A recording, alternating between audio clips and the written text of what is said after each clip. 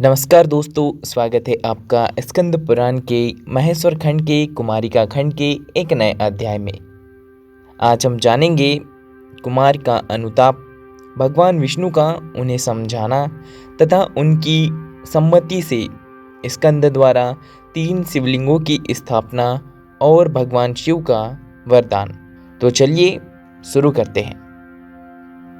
अर्जुन ने कहा, महामुने, आपने कथा के बीच में जो कुमारनाथ के महात्म्य की चर्चा की थी उसे मैं विस्तार पूर्वक जानना चाहता हूँ। नारद जी बोले, अर्जुन, भगवान कार्तिकेय जी ने तारकासुर वध करके स्वयं ही इस कुमारेश्वर नाम का शिवलिंग को स्थापित किया था। मैं देवताओं के सेनानायक और सबका शासन करने में समर्थ कुमार कार्तिकेय को प्रणाम करके उनके महान चरित्र का वर्णन सुनाता हूँ। तुम एकाग्रचित होकर ध्यान से सुनो। नारद जी कहते हैं, तारकासुर के मरने के कारण परम बुद्धिमान कार्तिकेय जी मन ही मन अत्यंत उदास हो शोक करने लगे। उन्होंने स्तुति करने वाले देवताओं को रोककर कहा, देवगण, मुझ पातकी का जो सर्वथा शोचनीय है गुणगान कैसे करते हो? यद्यपि पापाचारी का वध करने में कोई दोष नहीं है, तथापि यह तारकासुर तो भगवान शंकर का भक्त था। यह स्मरण करके मुझे बड़ा शोक हो रहा है। इसलिए मैं कोई प्रायश्चित सुनना चाहता हूँ, क्योंकि प्रायश्चित करने से बहुत बड़ा पाप भी नष्ट हो जाता है। भगवान शंकर के बुद्धिमान पुत्र कार्तिकेय जी जब इस प्रकार शोक कर रहे थे, उसी समय भगवान विष्णु देवताओं के बीच यो बोले, महेश नंदन, यदि श्रुति, स्मृति, इतिहास और पुराणों को प्रमाण माना जाए तो दुष्टों के वध में कोई दोष नहीं है। जो निर्दय मनुष्य दूसरों के प्राणों से अपने प्राणों का पोषण करता है, उसका वध कर डालना ही उसके लिए कल्याणकारी है, क्योंकि अपने दोषपूर्ण आचरण से वह मनुष्य नरक को जाता है। रक्षा के कार्य में लगे हुए समर्थ पुरुषों द्वारा यदि पापाचारियों का वध न किया जाए तो ये असमर्थ मनुष्य किसकी शरण में जाएंगे? तथा जब मनुष्य विश्व को धारण करने वाले धर्म स्वरूप वेद और यज्ञ कैसे होंगे? इसलिए तुमने तारकासुर वध करके पुण्य ही प्राप्त किया है। तुम्हें पाप तो किसी प्रकार भी नहीं लगेगा। इतने पर भी भगवान शंकर के भक्तों के प्रति यदि तुम्हारा बहुत अधिक आदर है तो उसके लिए मैं बहुत उत्तम उपाय बतलाऊंगा, जिससे जन्म भर के पापों से छुटकारा मिल जाता है तथा एक कल्प तक रुद्रलोक में दिव्य शरीर धारण करके वह मनुष्य परमानंद उपभोग करता है। स्कंद, पाप करने पर जिसे बहुत अधिक पश्चाताप होता है, उसके लिए भगवान शंकर के आराधना से बढ़कर दूसरा कोई उपाय नहीं है, जिनकी महिमा का वर्णन करने में ब्राह्मण भी समर्थ नहीं है तथा जिनके विषय में कुछ कहने में श्रुति भी भयभीत होती है। उन भगवान महेश्वर से बढ़कर दूसरी कौन वस्तु हो सकती है? त्रिलोक में भगवान शंकर के सिवा दूसरा कौन ऐसा देवता है जिसका पृथ्वी ही रथ और ब्रह्मा जी ही सारथी है? मैं बाण हूँ, मंदराचल धनुष है तथा चंद्रमा और सूर्य रथ के पहिए हैं। कोई योग मार्ग से भगवान शंकर की आराधना बताते हैं, परंतु सदा शून्य की उपासना करने वाले उन योगियों का मार्ग सर्वसाधारण के लिए दुसाध्य है। इसलिए जो भोग और मुक्ति दोनों चाहता है, उसे उनके लिंगमय स्वरूप की आराधना करनी चाहिए। सृष्टि के आदि में मेरे और ब्रह्मा जी के विवाद में भगवान शिव लिंग रूप में प्रकट हुए थे। उस लिंगमय स्वरूप में संपूर्ण चराचर जगत लीन होता है, इसीलिए वेद में उसे लिंग कहा गया है।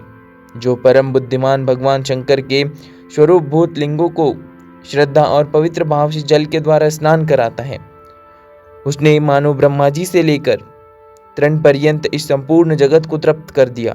मिट्टी का, काठ का, ईंट का अथवा पत्थर का मंदिर बनाकर जो भगवान शिव को अर्पित करता है, उसे क्रमशः 100 गुना पुण्य फल प्राप्त होता है। इसलिए महासेन, तुम्हें यहाँ शिवलिंग की स्थापना करनी चाहिए। भगवान विष्णु के ऐसा कहने पर सब देवता बहुत अच्छा कहने लगे। तत्पश्चात महादेव जी ने कार्तिकेय को छाती से लगाकर कहा, वत्स, तुम मेरे भक्तों पर जो इतनी कृपा रखते हो, इससे तुम्हारे ऊपर मेरा प्रेम बहुत बढ़ गया है। जगत गुरु भगवान वासुदेव ने जो कुछ कहा है वह सब यथार्थ है। जो मैं हूँ वही भगवान विष्णु को जानना चाहिए, तथा जो भगवान विष्णु है वही मैं हूँ। जो दो दीप को प्रकाश की दृष्टि से कोई अंतर नहीं होता, उसी प्रकार हम दोनों में भी किंची मात्र अंतर नहीं है। स्कंद, जो भगवान विष्णु से द्वेष करता है वह मुझसे भी द्वेष करता है। जो उनका अनुगमन करता है वह मेरा भी अनुगामी है। जो ऐसा जानता है वही मेरा वास्तविक भक्त है। कुमार बोले, पिताजी, आपका कहना सत्य है। मैं आपको और भगवान विष्णु को एक ही समझता हूँ। भक्त वत्सल भगवान विष्णु ने जो मुझे शिवलिंग स्थापित करने की सलाह दी है, वही बात तारकासुर के वध के समय पहले आकाशवाणी ने भी मुझसे कही थी। अतः मैं सब पापों का नाश करने वाले शिवलिंग की स्थापना करूंगा। वह शिवलिंग मेरे पापों का शांत करने वाला हो। यो कहकर अग्निनंदन स्कंद ने विश्वकर्मा को बुलाया और उन्हें आदेश दिया कि तुम शीघ्र ही 3 विशुद्ध शिवलिंग तैयार करो। कार्तिकेय की आज्ञा के अनुसार विश्वकर्मा ने 3 विशुद्ध शिवलिंग तैयार किए और उन्हें उनको समर्पित कर दिया। तदनंतर भगवान विष्णु, शिव तथा ब्रह्मा आदि देवताओं के साथ स्कंद ने पहले पश्चिमी दिशा में थोड़ी ही दूर पर प्रतिज्ञेश्वर नामक परम सुंदर शिवलिंग की स्थापना की। तब भगवान महेश्वर ने कुमार की प्रसन्नता के लिए वहां स्वयं ही यह वरदान दिया, जो इस स्थान पर कार्तिक और चैत्र मास में अष्टमी को स्नान कर उपवास, पूजा और जागरण करके निवास करेगा, वह मृत्यु को भी लांघ जाएगा। इसके बाद वहां से अग्निकोण में, जहां दैत्य के कपाल से शक्ति निकली थी, वहां कार्तिकेय ने द्वितीय शिवलिंग को स्थापित किया। जब पापों का नाश करने वाला वह कल्याणकारी शिवलिंग कपालेश्वर के नाम से प्रसिद्ध हुआ। कपालेश्वर के समीप ही उस शक्ति का भी स्तवन करके कुमार ने उसकी स्थापना की, जो कापालिकेश्वरी देवी के नाम से प्रसिद्ध हुई। वहां से उत्तर दिशा में एक तीर्थ है जिसे शक्ति छिद्र कहते हैं। वहां सब पापों का नाश करने वाली कल्याणमयी पाताल गंगा प्रकट हुई है। उसे स्नान करके स्कंद ने सब देवताओं के साथ कृपा पूर्वक तारकासुर को जलांजलि दी, जिसका संकल्प वाक्य इस प्रकार है। महर्षि कश्यप कुल में उत्पन्न विश्व भक्त तार को अर्पित किया जाने वाला यह तिल शहीद जल अक्षय भाव से प्राप्त हो। तब भगवान महेश्वर ने प्रसन्न होकर स्कंद को सुनाते हुए कहा, जो मनुष्य चैत्र मास के कृष्ण पक्षमी की चतुर्दशी तिथि को यहाँ स्नान और उपवास करके भगवान कपालेश्वर का पूजन करेगा, वह तेजस्वी महात्माओं के वधजनिक पातक से मुक्त हो जाएगा। इसी तिथि को यदि सोमवार हो, शिवयोग हो और तैतीलकरण हो तो इन 6 योगों के एकत्र होने पर जो पुरुष शक्ति छिद्रा नामक तीर्थ में स्नान करके रात में रुद्रीय का जाप करेगा, वह शरीर सहित रुद्रलोक में चला जाएगा। भगवान शंकर का यह वचन सुनकर स्कंद बहुत प्रसन्न हुए तथा सब देवता आनंद मग्न हो साधु साधु कहने लगे। तदनंतर तीसरे लिंग की स्थापना करने की इच्छा वाले कार्तिकेय से ब्रह्मा जी ने उनकी प्रसन्नता के लिए कहा, कुमार, मैं स्वयं एक दूसरे लिंग का निर्माण करता हूँ। यो कहकर ब्रह्मा जी ने स्वयं सब दोषों से रहित मनोहर शिवलिंग का निर्माण किया। इसी प्रकार सब देवताओं ने स्कंद को प्रसन्न करने के लिए वहां एक सुंदर सरोवर तैयार किया और उसमें गंगा आदि समस्त तीर्थों की स्थापना करके उनसे कहा, जब तक यह सरोवर यहाँ रहे तब तक तुम सब तीर्थ इसमें निवास करो। तब स्कंद की प्रसन्नता के लिए इन सब तीर्थों ने एवं वस्तु कहकर देवताओं की आज्ञा स्वीकार की। तत्पश्चात स्कंद ने प्रसन्नता पूर्वक उस सुंदर सरोवर में स्नान किया और सब तीर्थों के जल से भक्ति पूर्वक उस शिवलिंग को स्नान कराकर भांति भांति के पुष्पों से शब्दोजातादि 5 मंत्रों द्वारा पूजन किया। पूजा के समय साक्षात भगवान महेश्वर स्थावर जंगम प्राणियों के साथ उस शिवलिंग में स्थित हो स्वयं पूजन सामग्री ग्रहण करते थे। भक्ति भाव में डूबे हुए स्कंद ने पूजन करते समय भगवान शंकर से पूछा, भगवान, आपको कौन सा उपहार भेंट करने से क्या क्या फल प्राप्त होता है? भगवान महेश्वर बोले, जो मेरे लिंग की स्थापना करता है, उसके लिए सुंदर मंदिर बनवाता है, वह कल्प भर मेरे लोक में निवास करता है। जो मेरे मंदिर में झाड़ू देता है और धूल आदि हटाकर शुद्ध करता है, वह सब रोगों से छूट जाता है। देव मंदिरों को चूने आदि से पुतवाने मनुष्य का शरीर दृढ़ होता है। देव मंदिरों को चूने आदि से पुतवाने पर मनुष्य का शरीर दृढ़ होता है। पुष्प, धूप आदि, कुशा, तिल, जल, अक्षत और सरसों से भगवान शंकर के मस्तक पर अर्घ्य देकर मनुष्य 10,000 वर्षों तक स्वर्ग में निवास करता है। दही और दूध से शिवलिंग को स्नान कराने पर मनुष्य का शरीर निरोग हो जाता है। जल, दही, दूध और घी से स्नान कराने पर क्रमशः 10 गुना फल प्राप्त होता है। उपयुक्त वस्तुओं से मुझे स्नान कराकर भक्ति पूर्वक गोधूम चूर्ण आदि के द्वारा उबटन लगावे, फिर कपिला गाय के पंचगव्य से और गंगा के जल से मुझे स्नान करावे और विधि पूर्वक मेरा पूजन करे। ऐसा करने वाला पुरुष मेरे परम धाम को प्राप्त होता है। कुश मिश्रित जल की अपेक्षा गंध मिश्रित जल उत्तम है, उससे भी तीर्थ का जल श्रेष्ठ है तथा अन्य सब तीर्थों के जल की अपेक्षा महिसागर तीर्थ का जल श्रेष्ठ माना गया है। तांबे, चांदी और सोने के कलशों से स्नान कराने पर क्रमशः 100 गुना फल प्राप्त होता है। इसी प्रकार चंदन, अगर, केसर तथा कपूर अर्पण करने से उत्तरोत्तर अधिक फल की प्राप्ति होती है। इन सब वस्तुओं को मेरे अंग में लगाने से मनुष्य धनवान, सौभाग्यवान तथा सुखी होता है। गुग्गुल का धूप उत्तम माना गया है, उससे भी श्रेष्ठ अगुर है। इन सब धूपों को मुझे अर्पण करने से सुख और स्वर्ग की प्राप्ति होती है। दीपदान करने वाला पुरुष कीर्ति तथा उत्तम नेत्र प्राप्त करता है। नैवेद्य अर्पण करने से मनुष्य मिष्ठान्न भोजी होता है। अखंड बिल्व पत्रों और भांति भांति के पुष्पों से शिवलिंग की पूजा करने पर मनुष्य 1 लाख वर्षों तक स्वर्ग में ही निवास करता है। भगवान शिव को चवर भेंट करने से मनुष्य राजा होता है। मेरे मंदिरों में गीत, वाद्य और नृत्य करके शुद्ध चित्त हुआ मनुष्य मुझको प्राप्त होता है। मेरी पूजा के लिए शंख और घंटा दान करके दाता अवश्य विद्वान होता है।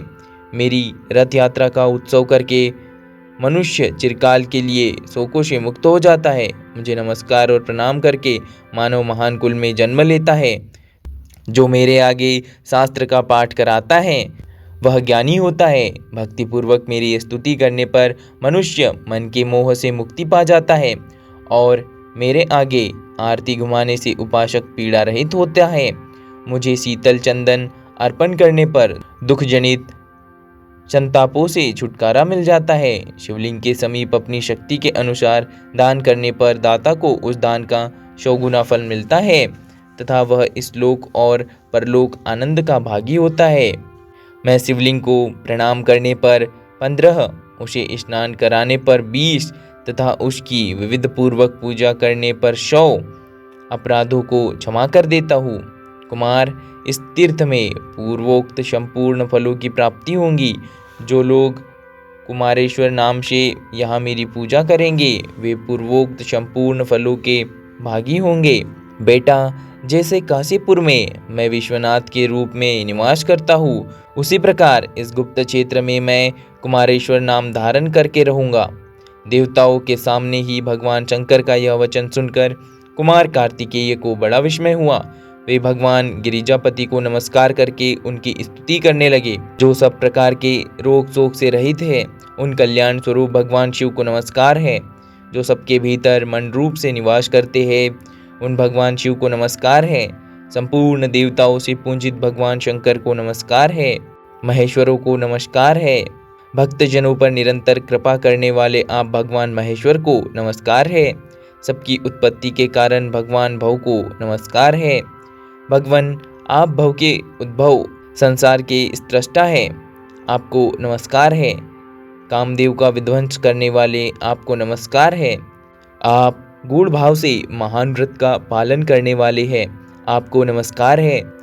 आप माया रूपी घन वन के आश्रय है अथवा सबको आश्रय देने वाला।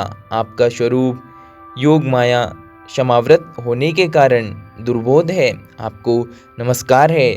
प्रलय काल में जगत संहार करने वाले सर्व नामधारी, आपको नमस्कार है। शिवरूप, आपको नमस्कार है। आप पुरातन सिद्ध रूप है, आपको नमस्कार है। काल रूप, आपको नमस्कार है। आप सबकी कलना अर्थात गणना करने वाले होने के कारण कल नाम से प्रसिद्ध है, आपको नमस्कार है। आप काल की कला का अतिक्रमण करके उससे बहुत दूर रहते हैं, आपको नमस्कार है। आप स्वाभाविक ऐश्वर्य संपन्न हैं, आपको नमस्कार है। आप अप्रमेय महिमा वाले वृषभ तथा महासमृद्धि से संपन्न हैं, आपको नमस्कार है। आप सबको शरण देने वाले हैं, आपको नमस्कार है। आप ही निर्गुण ब्रह्मा हैं, आपको नमस्कार है। आपके अनुगामी सेवक भयानक गुण संपन्न है, आपको नमस्कार है। नाना भुवनों पर अधिकार रखने वाले, आपको नमस्कार है। भक्तों को मनोवांछित फल प्रदान करने वाले, आपको नमस्कार है। भगवान, आप ही कर्मों का फल देने वाले हैं, आपको नमस्कार है। आप ही करता है, आपको सर्वदा नमस्कार है। आपके अनंत रूप है, आपका कोप सबके लिए असह्य है, आपको सदैव नमस्कार है। आपके स्वरूप का कोई माप नहीं हो सकता, आपको नमस्कार है। वृषभेंद्र को अपना वाहन बनाने वाले, आप भगवान महेश्वर को नमस्कार है। समस्त व्याधियों का विनाश करने वाले, आपको नमस्कार है।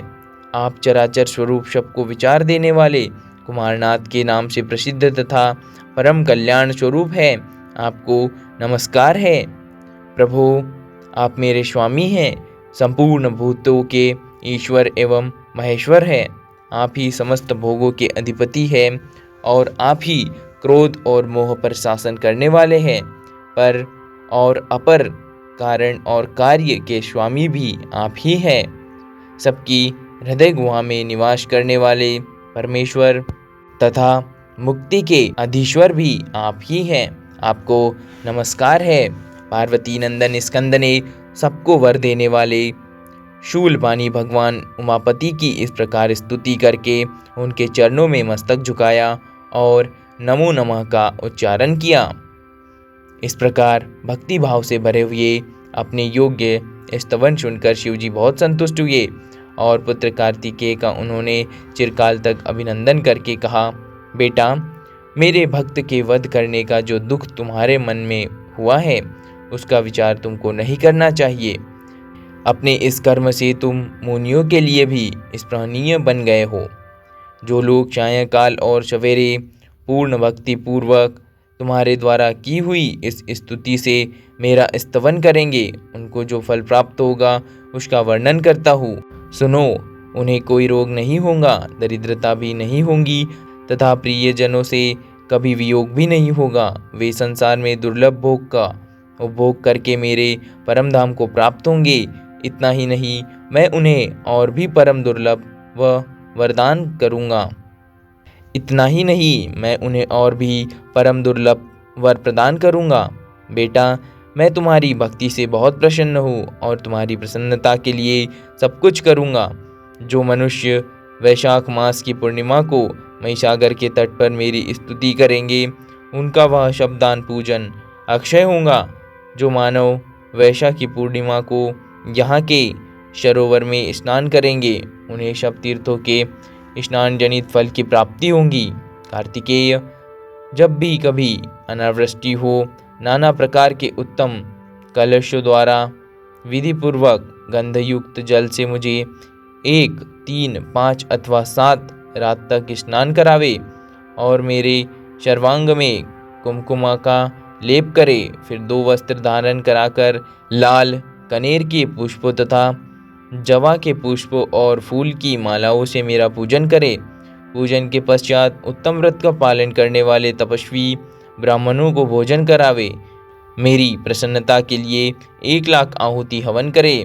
ग्रह आदि की शांति के लिए भी हवन करे। तदनंतर भूमि दान करके गौ के लिए दैनिक ग्रास अथवा 1 दिन के खाने के लिए पर्याप्त चारा दाना आदि दे।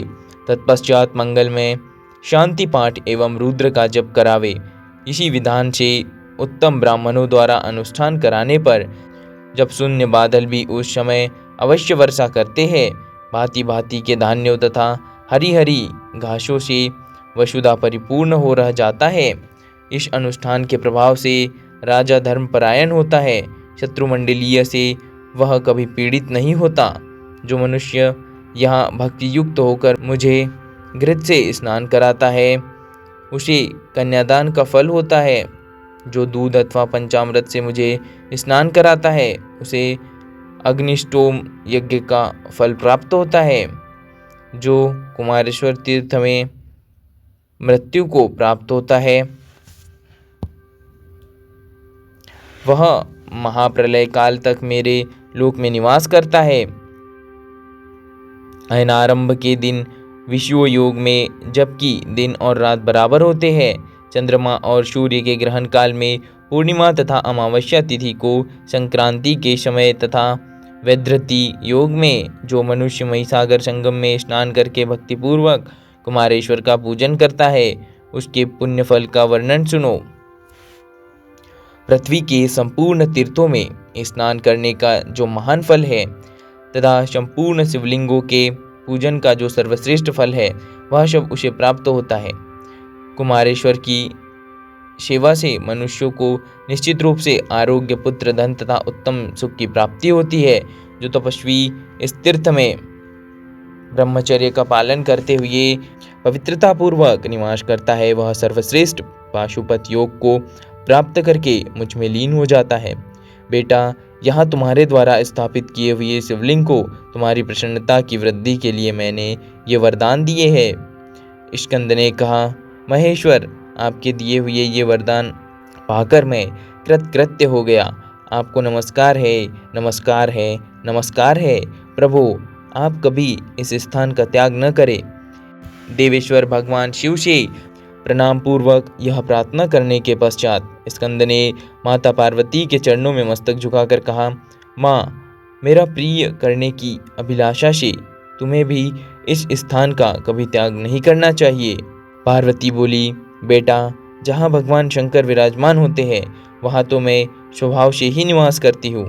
षडानन, यहाँ स्त्रियों द्वारा मेरी आराधना होने पर मैं उन्हें सौभाग्य, उत्तम पति तथा अनेक पुत्र प्रदान करूँगी। चैत्र मास की तृतीया को शीतल जल से स्नान करके जो नारी फूल, चंदन, धूप आदि से मेरी पूजा करेंगी और भक्तिपूर्वक मुझे 8 सौभाग्य सूचक वस्तुएं अर्पण करेगी, उसे मैं पिता, माता, सास, ससुर, पति, पुत्र, सौभाग्य तथा संपत्ति, ये 8 वस्तुएं प्रदान करूंगी। कुमकुम, पुष्प, चंदन, तांबूल, काजल, ईख, लवण और जीरा, ये 8 सौभाग्य सूचक वस्तुएं हैं। इन सब वस्तुओं को तराजू के पल्ले पर रखकर उनसे अपने को तोले तथा वह स्त्री अपने पैर सहित संपूर्ण अंगों के साथ तुल जाए और उन वस्तुओं का मेरी प्रीति के लिए दान कर दे। तत्पश्चात वह बिना नाम का भोजन करे। ऐसा करने वाली स्त्री संसार में कभी विधवा नहीं होती, सदा सौभाग्यवती बनी रहती है। जो स्त्री माघ, कार्तिक अथवा चैत्र में यहाँ स्नान करके मेरी पूजा करेंगी, उसे दुख, दरिद्रता और दुर्भाग्य का संयोग कभी नहीं होगा। गिरिराज नंदिनी पार्वती की यह बात सुनकर उनके पुत्र स्कंद को बड़ी प्रसन्नता हुई। उन्होंने माता पार्वती की स्थापना करके अपने भाई गणेश जी से कहा, विनायक, जो लोग पुष्प, धूप और मोदक से पहले तुम्हारी पूजा करके फिर कुमारेश्वर का पूजन करते हैं, उनके सभी विघ्नों का तुम निवारण करो। गणेश जी बोले, भैया, तुम्हारे द्वारा स्थापित इस शिवलिंग के प्रति जो लोग भक्ति रखते हैं, उन्हें मेरी तथा मेरे अनुगामियों की ओर से कोई भी विघ्न नहीं होगा। विघ्नराज गणेश की प्रसन्नता पूर्वक ऐसा करने पर कुमार ने उनकी भी स्थापना की, इसलिए वह भी सर्वथा ही विशेषतः चतुर्थी तिथि को गणेश जी का पूजन अवश्य करना चाहिए। इस प्रकार भगवान कुमारेश्वर की स्थापना करके भगवान शिव ये कृत माना था। इसीलिए वहाँ सर्वदा ही विशेषतः चतुर्थी तिथि को गणेश जी का पूजन अवश्य करना चाहिए। इस प्रकार भगवान कुमारेश्वर की स्थापना करके भगवान विश्व से ये वरदान पाकर प्रसन्न हुए। कार्तिकेय ने अपने को कृतकृत्य माना तथा वे भगवान कुमारेश्वर के समीप स्वयं भी अंशतः निवास करने लगे। स्वामी कार्तिकेय की यात्रा करने वाले जो लोग इस तीर्थ में निवास करने वाले भगवान शंकर का दर्शन करते हैं, उनकी वह यात्रा सफल होती है। विशेषतः कार्तिक की पूर्णिमा को कार्तिकेय जी का पूजन करें। ऐसा करने से स्कंद स्वामी की यात्रा का जो फल है वह पूर्ण रूपेण प्राप्त होता है। कार्तिकेय के 108 नामों का ब्रह्मचर्य पालन पूर्वक पवित्र भाव से 1 मास तक जप करने पर मनुष्य सब संकटों से छुटकारा पा जाता है। अर्जुन, यह महिसागर संगम तीर्थ ऐसी ही महिमा वाला है।